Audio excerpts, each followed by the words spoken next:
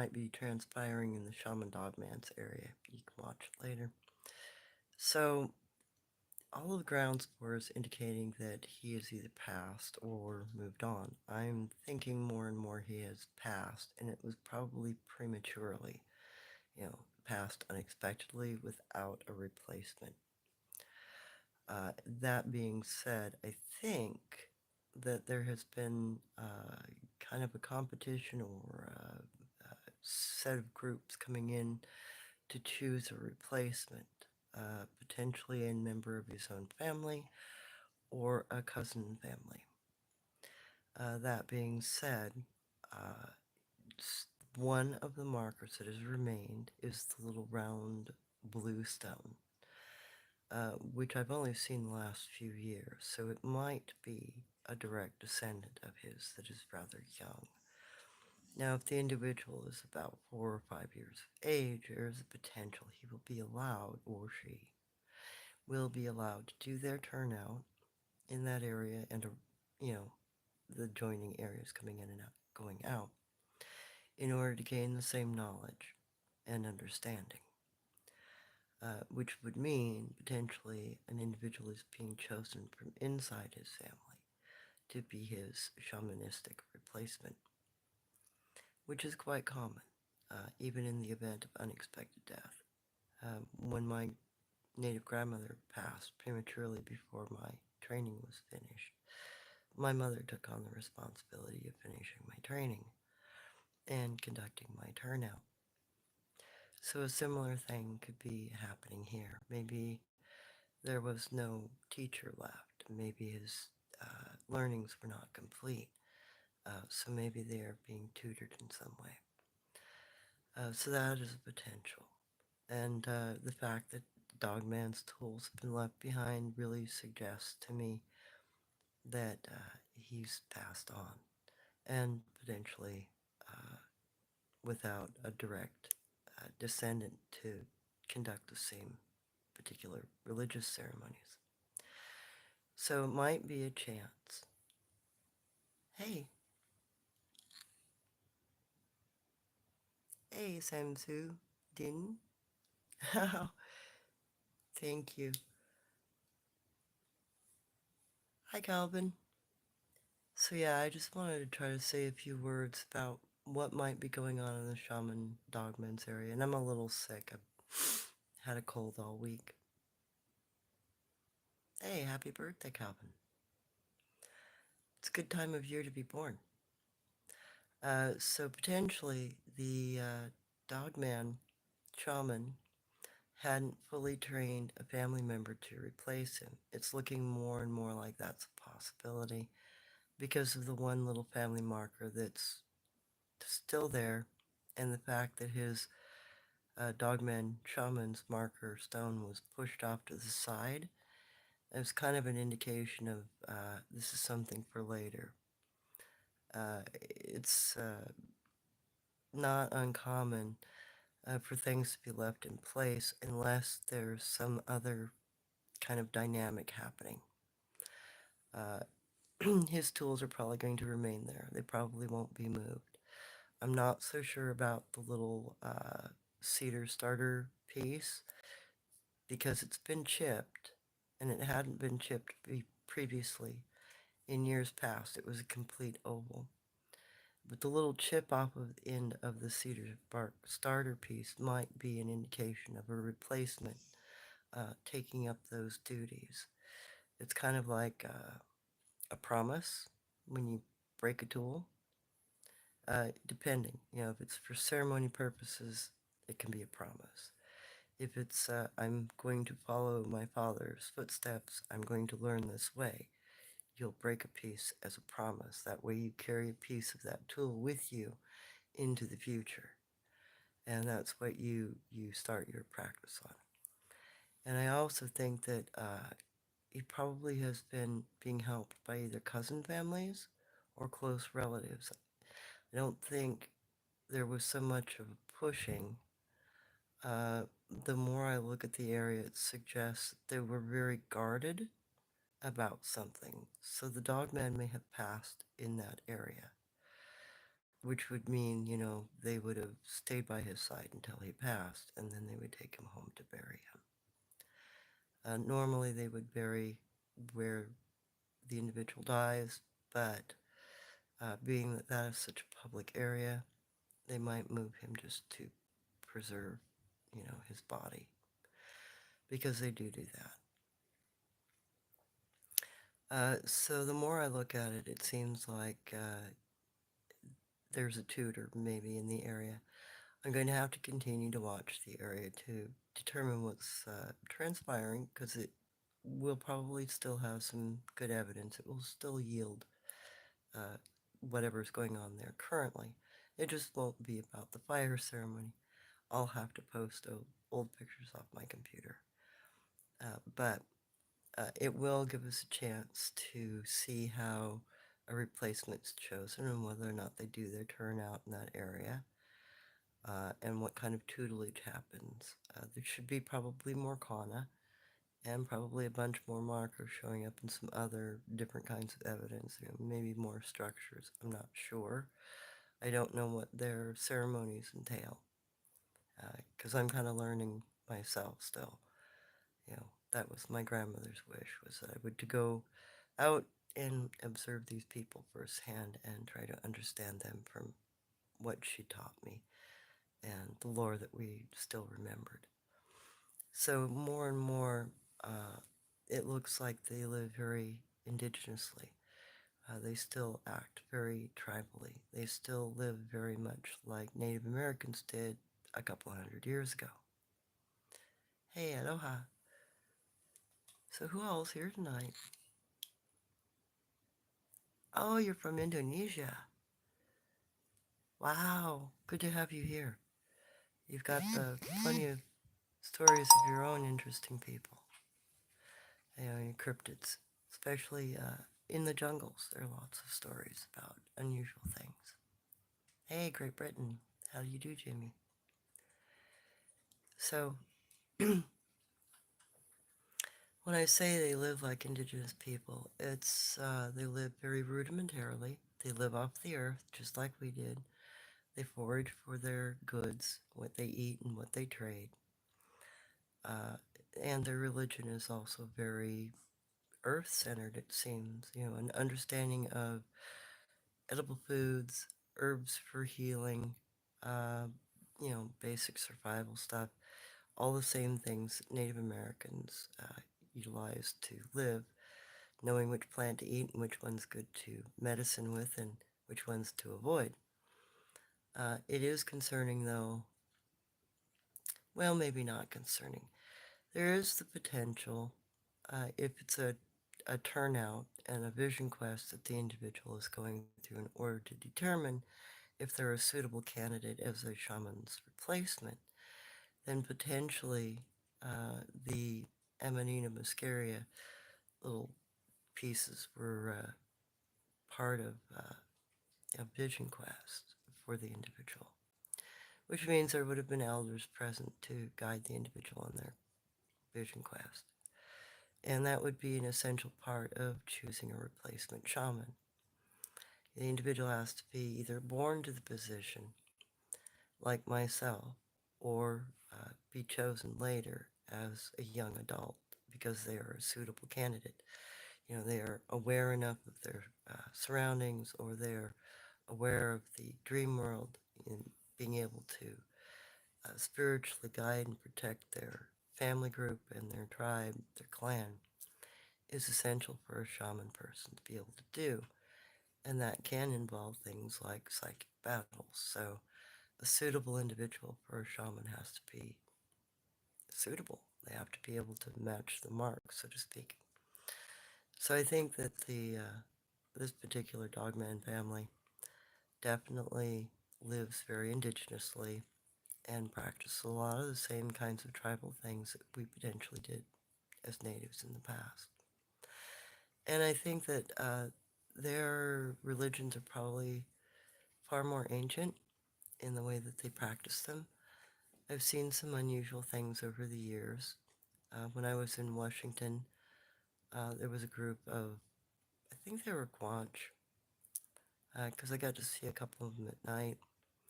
But they were up on a hillside from where I was living at the time, and they would lay out stone circles at particular times of the year. They would do what looked like some sort of an eagle ceremony, and during that time you would hear like drumming and knocking and sometimes singing. So to me, that's, very native style religion. It's a reverence for the earth. It's probably a reverence for the creator or the mother, because I also have found poems written out in kanji form that suggest there's a concept of Mother Earth with some of these people. The Skakkum seem to have that concept, that we come from the mother and we go back to the mother.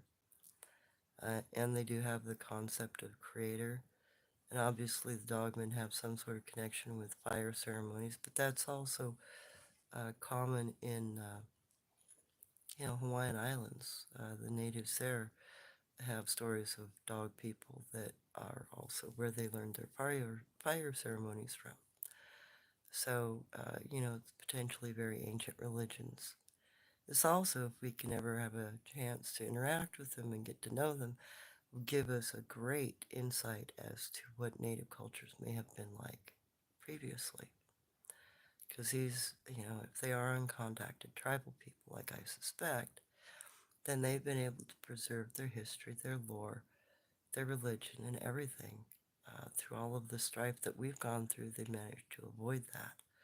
That would be an incredible, insight into the past if we can ever establish any kind of communication. Hey, Australia. How you doing, Raz? So, like I said, my interest in them is not to recognize them as animals. It's not to put protective laws in place. It would be nice if we could recognize them for what they are.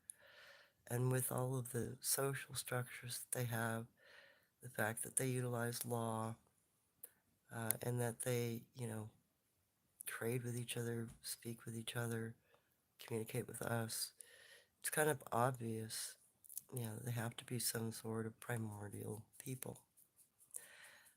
So maybe we should respect that and try to learn from them and learn from that. Because being able to have a lens like that, uh, the things that we could learn would be incredible. But, we have to change our mindset. We have to consider uh, that what we are experiencing is not just a big, scary monster.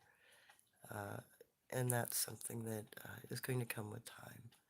And, with people beginning to understand that they are very human in their behaviors. So that's my goal. I would rather that they are renoted within our population as people. And, that way we can respect them and there won't be the dangers of bad interactions. The other is if we can get to know the locations of all of these people, then it would be far easier to avoid the ones that are harmful to us. You know, not going into an area where there's a gugway or where there are red bone people that are cannibalistic or, face peelers, face eaters, sun-faced people, coral-faced people. If we can learn like the Native Americans did, which ones are not to be uh, cohabited with, we'd have a much safer society going out into the woods. And it would probably solve a lot of the missing 411 stuff, because if we come to the reality of what's around us, then we can inform each other on things, and it will change the dynamic immensely. Hey, Austin, how do I go about communicating with British people? Well, don't we speak English or the King's English? Unless you're talking about the wild man, because there are stories of the wild man in Europe and Great Britain. In fact, didn't Richard III have 6 paintings made of celebrations of the wild man? It's a very interesting history behind that, but you have to do some reading. Yeah, his cousin actually saved him during a midwinter Yule feast because he was dressed as a wild man, and one of his courtiers lit him on fire. You might want to look up why that happened, and then what the rest of the paintings are about, and who his cousin married. So the other is know your history, and that's a hard one. And the reason why knowing your history is a hard one is because a lot of history has been buried, been disregarded, and been defamed in a lot of ways. You know, Native Americans have been defamed for our understanding of the Sabe. That's common. It's what happens. But being able to grow past that of the culture, I think we can do at this point because there's enough international communication. You know, we can speak to people all over the world currently, which is something we haven't been able to do previously. You had to have a phone and, you called one individual. But now you have things like YouTube where people can actually get information out to each other. And there are other platforms that do the same thing. But that, I think, should allow us to come to a better understanding of our world if we can truthfully speak to each other about things. That's the key. You have to be truthful with what you're doing. You can make your mistakes. You can have your incongruencies. Like, being told one thing and then relaying it, and it may not be right. You know, sometimes that happens. But being, basically honest, truthful, and forthright. Don't hide information. It has to be open, and you have to trust that openness is going to be beneficial. Hopefully. So yes, I think that maybe a replacement is being chosen for the Shaman Dogman. Oh, hi, highest generation. Well, I'm actually Lakota. That's the majority of my bloodline. That's why I have this very native profile. Maya and Nootka. So I have 3 basic tribes. And, my grandmother was half, my mother was a quarter, I'm an eighth. But that's not counting the Maya. My grandfather was a third Maya. So I'm, somewhere between an eighth and a quarter. But it's not, it's not so much how much native blood you have or which tribe, but how much knowledge you have about things and what you've chosen to take upon yourself as a person who walks a path.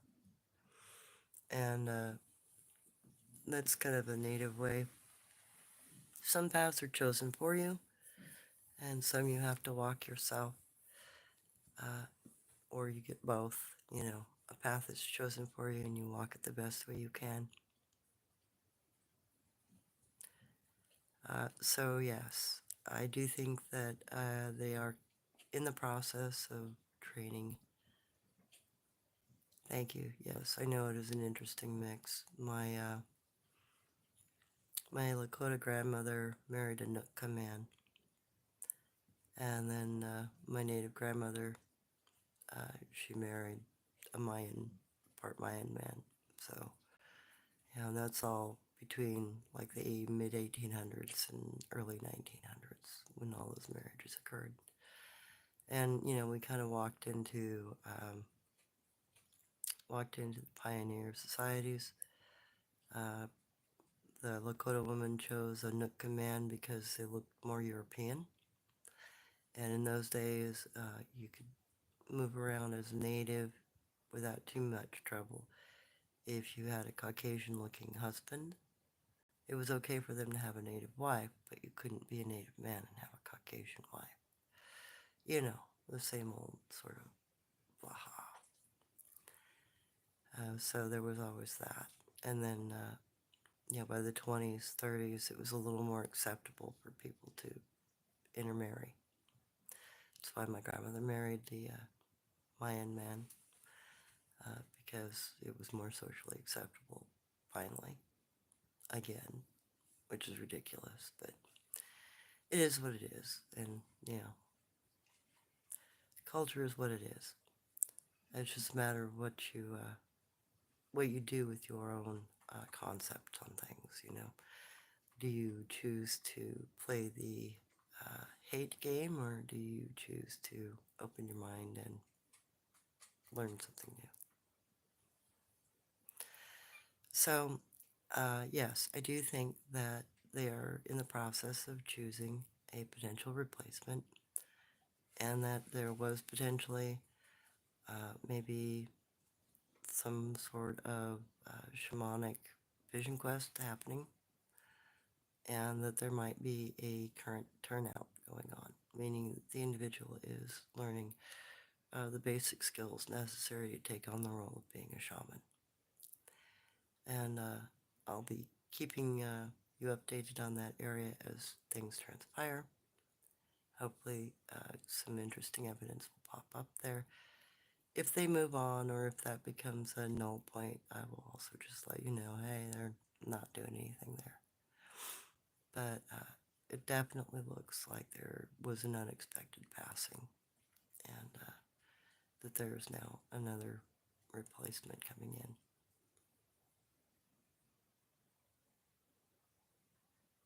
Yes, Leona. Yeah, open, honest communication is very important. Well, like I said, my family's kept this information hidden. We've kept it quiet for 5 generations. And with the amount of communication that we have these days, it's a good time to let this sort of thing out. And there is quite a bit of interest in, the general public at this point learning about different kinds of cryptids and about the, lore and history of Native Americans and the things that they went through. It seems to be of an interest at this point. So it's a good time to let this information go. Besides, no one else in my family has had the training to take on all of this information, nor would they have the time to. At this point, it takes many years to learn all of this stuff. It's really ridiculous amount of time that goes into learning, being educated. But, it gives you the advantage of being able to notice certain things and understand certain things and be able to communicate about them in a hopefully eloquent way, or at least a comprehensible way. So, I did notice that the second stone next to the little blue stone the last time had a crack in it. And it has what looks like an iron nodule on one side. So if I find that thing again, I'm going to take a look at it and see if it has any scraping and scarring, because it might be a hammer stone, which would be an indication that definitely there is a turnout happening. Hammer stones are used to smash apart rotten stumps and logs, and it's one of the first tools that you learn to use besides your hands. You don't learn the next tool until you've mastered the first tool, which might be an indication of turnout happening, which would be awesome, because that would mean that he had an offspring that he was already training.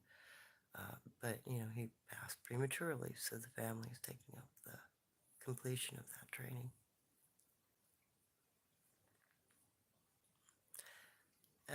I've noticed that some do definitely, those have special burial sites. Some tribes don't practice that. Oma, for instance, and some Guanche will bury where you lay. But others definitely do take their dead to particular areas to bury them, because the bodies were never found in the primary living area. So they also have that native perspective. perspective. We used to, native Sioux used to do that. We would uh, put our people on a platform up in the sky until the bones were picked clean by the vultures. And, it's a natural way. It's sort of like Tengrism of the Mongolian people. They also believe in putting you out to recycle you, so to speak. So there are those sorts of burial behaviors, and, that would be expected with tribal people. Wouldn't be expected with animals. If they were just bear or cougar or some other big predator, we'd find bones of them laying around just like we do of a dead bear when we find a dead bear or a coyote or whatever. They get picked clean, but the bones lay there. So the fact that we don't find bodies of cryptids, Bigfoot, Dogman, etc., would really suggest that they bury their dead. And that should be kind of obvious when you think about it. So,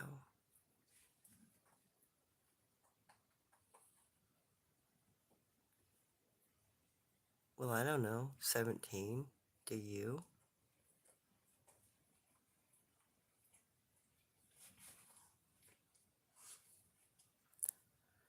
So, 17 Pop Square.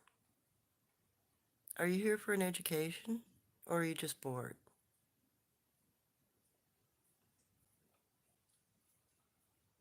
Highest generation. The same practice is used by the followers of a religion in Iran. Yeah, that's very true.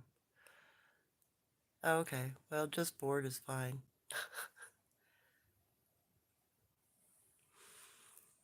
Yeah, so, when you start looking at what kinds of behaviors are exhibited, it, becomes kind of obvious that a lot of these, what we consider Bigfoot people, are indigenous people of some sort, and they follow a lot of the same ancient practices. So that's something to really be considered. Uh, it would be nice if people would approach, looking for them more as they're trying to contact, lost tribes or indigenous people or archaic people. But there's just so much modern mythology about them, They all look the same. They all act the same. They're all violent. They're all aggressive. They're all this. They're all that. It's that's a hard one because that really does not allow any kind of research to go forward. It's kind of a blockade attitude, to be honest. And maybe that's simply because they're interacting with groups that have maybe been messed with too much, or maybe they are interacting with groups that are red bone people. They're not Sabe. They're not people that work from the heart that trade with each other, because there is still that. I mean, they inside their own cultures, there is still problems with, capturing and enslavement and, all of the same things that indigenous people did before Europeans settled here. So, thinking in that direction and considering those kinds of possibilities, depending on the area of the United States or the world, you're going to have different kinds of tribes. They're going to act differently, and they're going to have different kinds of behaviors as far as what they're sensitive about. And that's something to consider, be careful, because not everything is the same. I feel myself very fortunate to be here on the West Coast and in the Northwest, where, there are quite a few of the cryptids seem to be rather okie dokie. They're docile. They're very used to civilization. They're used to moving through towns. They're used to interacting with us. So they don't seem to have some of the issues that other people experience, further east and in the Midwest. But then, you can expect the people, indigenous people in the East and Midwest, are probably going to have an attitude still, simply because of the kill zones. a lot of the original strife occurred back east and moved into the Midwest, into the plains areas. That's when a lot of indigenous people were displaced and, they had to fight to survive. The West Coast, yes, we had our kill out. Gosh, yeah, right before 1849, 1848, 10 years after the Indian Removal Act, the state of California put in a genocide act to remove Native Americans because of the gold rush. They didn't want them in the way. But uh, the, the length of the conflict was not as long on the West Coast as it was in the Midwest and in the Eastern territories. So I can see you would have a lot of anxiety and probably leftover anger from indigenous people, especially if they were hunted. You know, a lot of ours were hunted here too, and that's why they probably don't like interacting a lot. And the fact that they may still be being hunted, I am sure them to want to interact with us in any way. So let me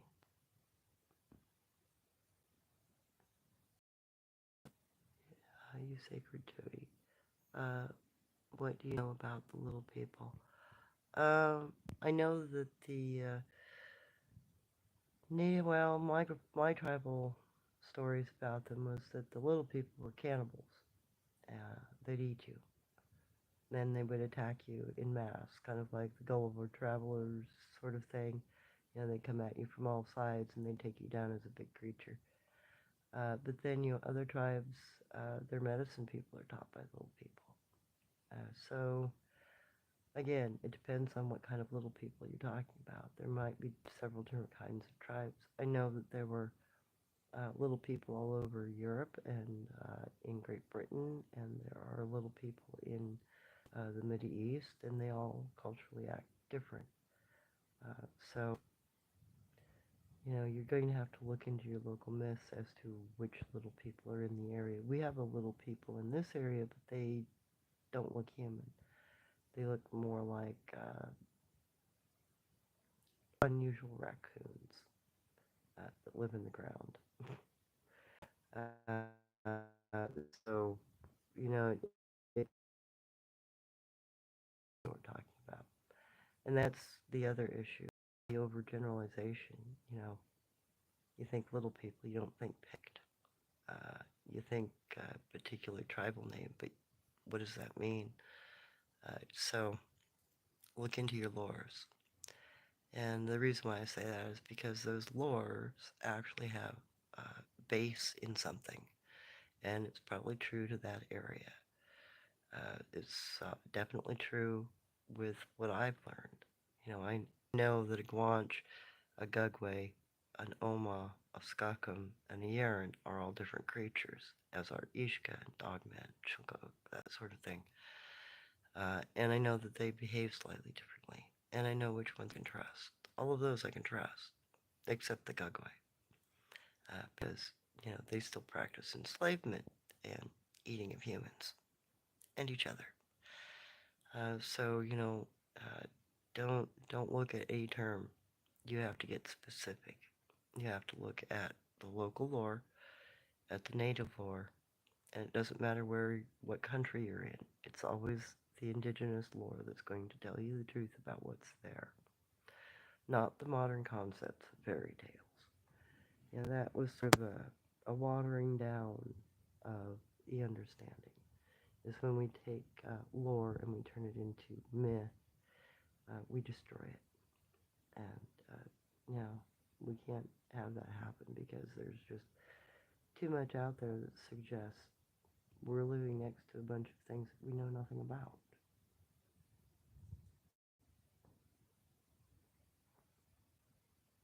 Okay, I know I have new thoughts towards cryptids. Thanks to you. Thank you. I don't like to call them Bigfoot or Dogman. They are highly intelligent and survive without detection for so long. Oh yeah, they definitely understand deception and survival. Just the same as any indigenous person would. Or, drop any military guy in the middle of the woods. You're not going to find them unless they want to be found. You kind of have to think that's what you're dealing with. You're dealing with indigenous people that don't want any contact with us for their own safety. So they're going to do everything they can to understand our behavior and avoid us.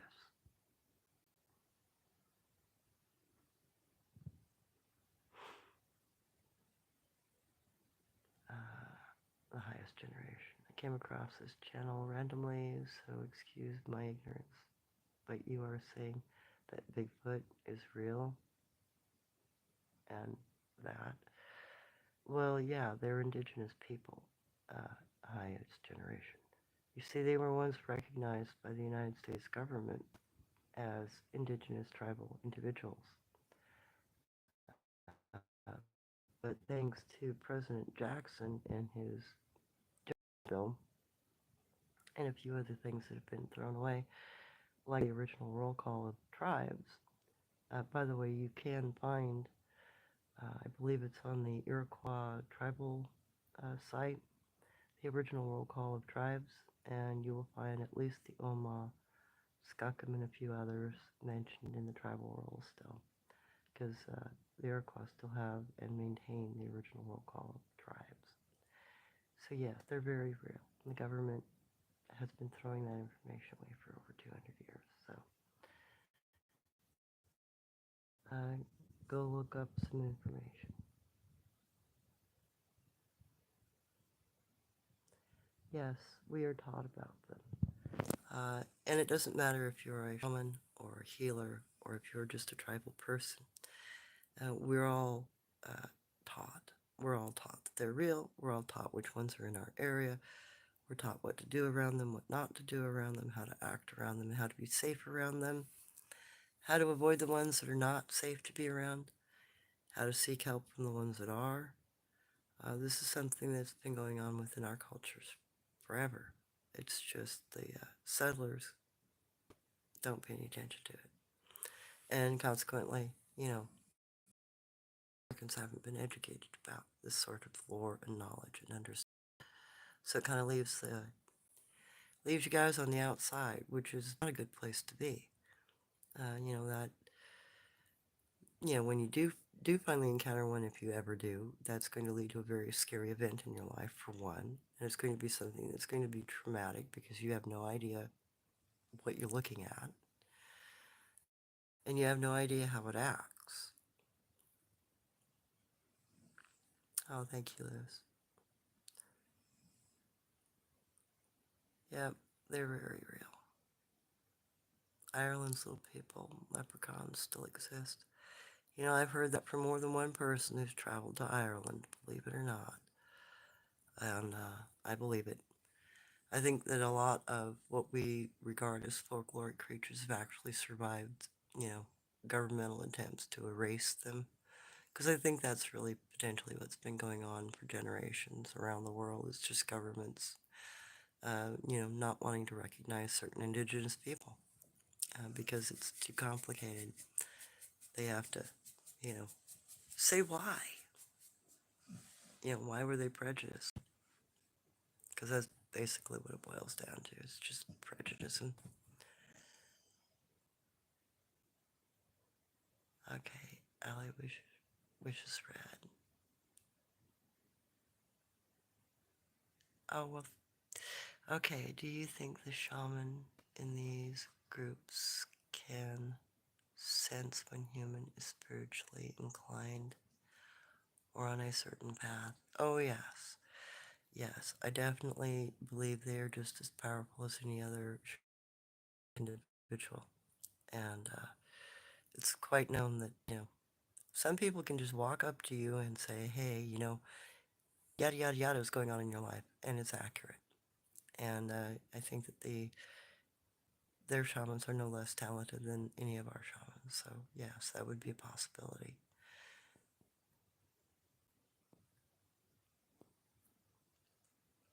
Well, I'm glad that you consider this an interesting channel, The Highest Generation. Come play with us. Uh, yeah, that's true, Raz. There's a lot that the government doesn't tell us. And it's only getting worse. I mean, look at what's been going on in the last 10 years around the world. Oh my God. I don't want to live in this generation of weirdness. I like the communication, but man, some of the governments are out of their flippin' minds.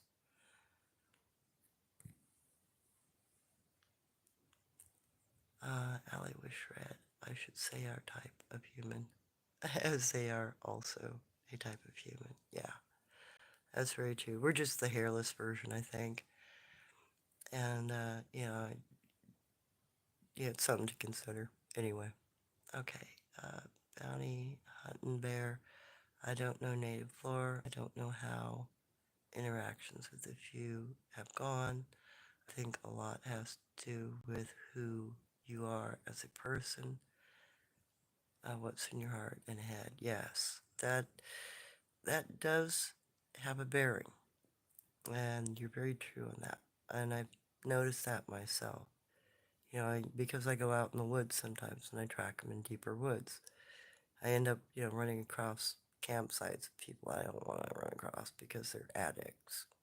And I notice that in those particular areas, uh, usually the cryptids are not very happy. They don't like certain behaviors. They don't like violence, most of them. They definitely don't like addicts, it seems. I've even seen them throw rocks at people like that. And I don't mean small rocks, I mean several 100-pound rocks. So, a lot of it, I think a lot of the negative behaviors is partly because of our behaviors. And that's, something to consider. When I hear all of these stories, and I do listen to a lot of channels to kind of see what other people, their reactions are and interactions are and what's going on with cryptids elsewhere and what I've discovered and experienced here and the circumstances. It's, the only times I've gotten rocks or pine cones or anything thrown at me is usually because somebody's been a dork in their area, or I've been stupid in their area, or I've let my dog get too close to a young one. So I think a lot of the negative stuff, especially the rock throwing, uh, is maybe due to our lack of understanding how to be in an area, how to identify where we're at, and how to act appropriately once we figure out where we're at. And that has a social bearing because everything I've noticed about my grandmother's stories and Uncle Long's stories and the things I've tried to disprove to myself and ended up proving instead is that these people have very strict social expectations. They don't like liars. They don't like people who are out of their minds.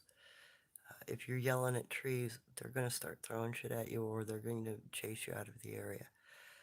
Um, they've got very determined behaviors, expectations, and that's another indication they're not just an animal. They are some sort of humanoid. Otherwise, you wouldn't have social expectations. You wouldn't have the dislike for certain behaviors if you didn't have a certain social, expectation. So there's that possibility too. And then just the fact that we don't understand, their trading behavior, what they expect. If we go in and we hunt in their area, should we leave something for them? That's what we used to do as natives, depending on the group. We had trade with them, and they would help us. They would keep us protected from, cougar and other big animals that are predators while we were trying to hunt. So we had a very reciprocal relationship with these other indigenous people at one time.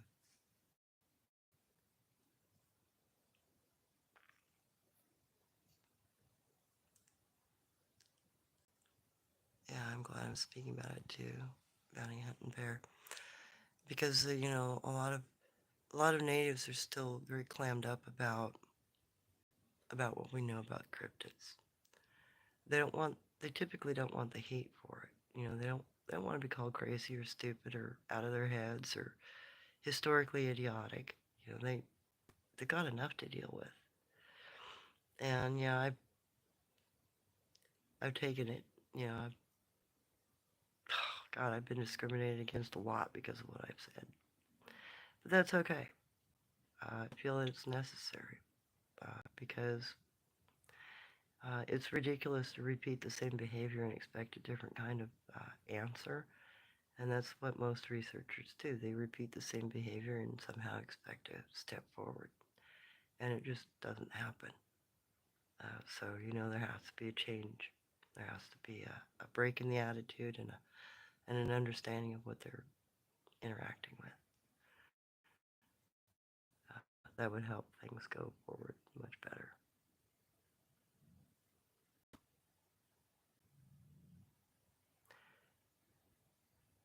Well, ZJSJSJS, how old are you? You're supposed to be at least 18 to be on this channel.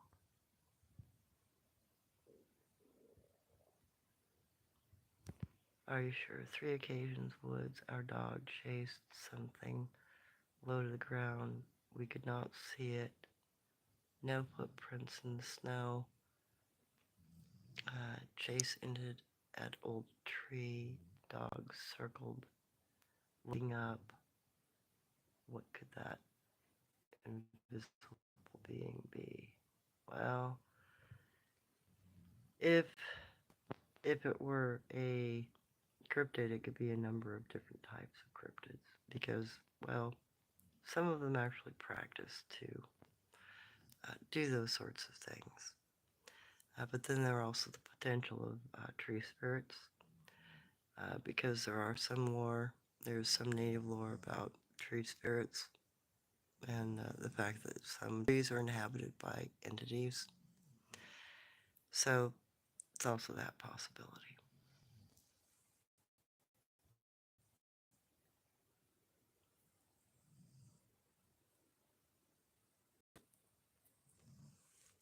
That's agreed. Bounty Hunter Bear. Agreed. Respect the area I grew up in, Colorado. We had some families of them that lived in the area. They protected us, left berries. Oh wow, yeah, it was good. Yeah, and when you start reading about like older information, the one book I was recommending, Forbidden Archaeologies, actually got a lot of stories from around the world about indigenous people that are hairy and the kinds of behaviors that they do and the kinds of interactions they have. And that's kind of very common, what you're explaining there, when you're looking at it historically. Geraldine, greetings from Toronto, Canada. Thank you, I'm glad you like the channel.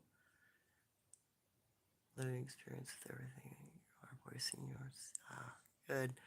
And, oh yeah, I'll be doing a documentary, meeting up with some people on the 23rd.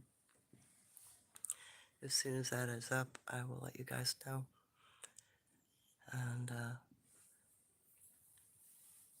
hopefully I'll be able to tell more about this sort of thing, and the native understanding of the tribal people that we live next to.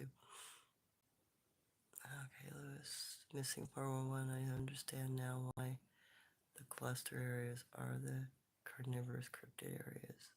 Yeah. What is your take on the unusual areas people are found missing shoes?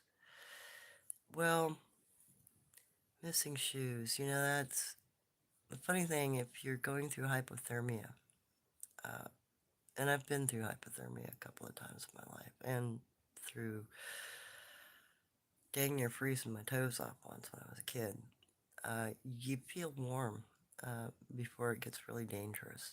You're starting to lose your body heat, your core heat. You'll get warm. and you have a tendency to disrobe, take your shoes off. And usually it starts with your shoes. So there's potential it's a case of hypothermia. But there have also been some unusual things. Like when I was in contact with Dr. Bindernagel before he passed, there was a whole bunch of tennis shoes that were washing up in the Puget Sound area that had feet still in them, but no bodies attached. And they were all tennis shoes. They weren't, work boots or deck shoes off a boat or anything. It was all joggers tennis shoes. So that was an indication there was a cryptid somewhere, probably up a river, that took offense to evidently people running through their area.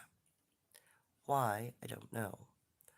But it persisted, and I think there was somewhere between 16 and 23 individuals, maybe as many as 27, potentially lost due to some sort of bad interaction that way.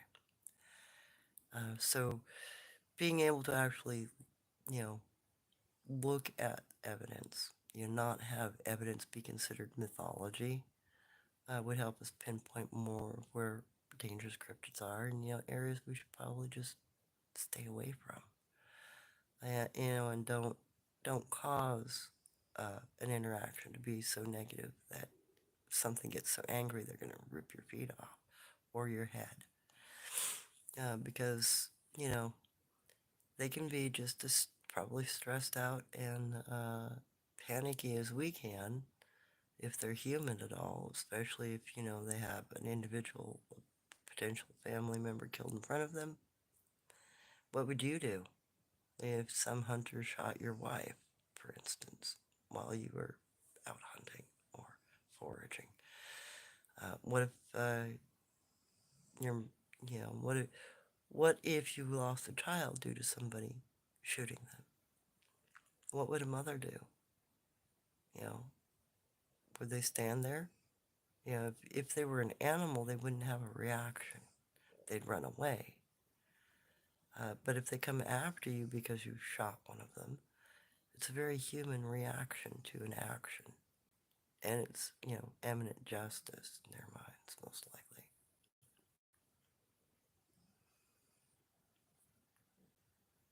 Okay.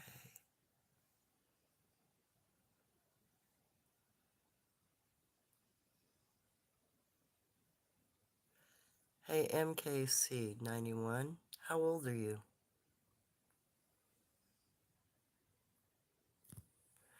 You do understand this is educational. If you're not interested in learning something, you can move along.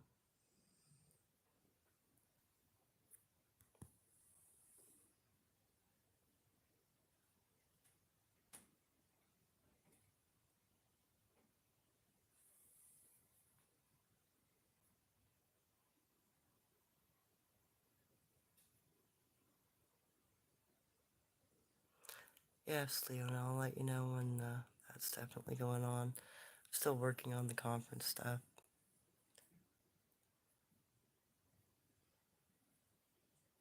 Only bands. Uh, you do understand that this is a channel about Native American lore, right? And, what we understand of our forest brothers. So, you have a nice night.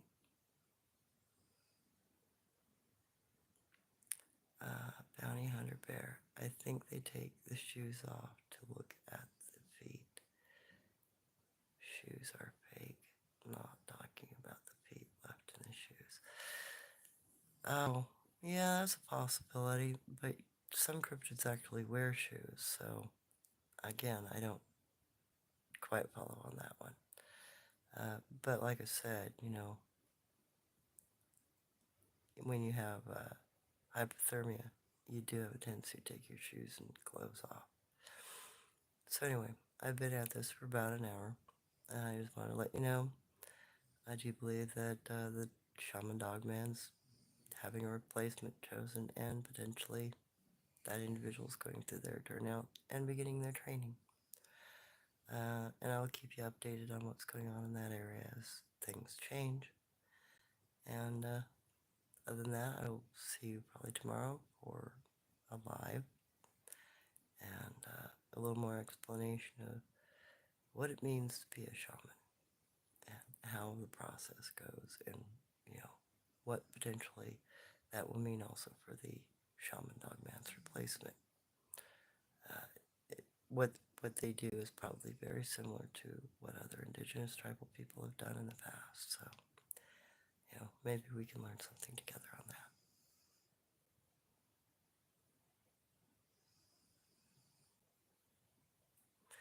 Oh yeah, Louis. We Mayans and North American Indians, we had trade agreements and we had marriages between each other. One of the big things that we did was we traded brides and grooms, and it was so that we could establish trade routes and maintain trade routes. That was very common practice. It would remain the same with the other indigenous people, like the Sabe, the Bigfoot people. I'm pretty sure that they also marry in order to secure certain things. At least there's quite a suggestion of that going on. Betty, Hunter Bear. Okay, the ones in our area don't wear shoes. Glad I found your channel. Thank you.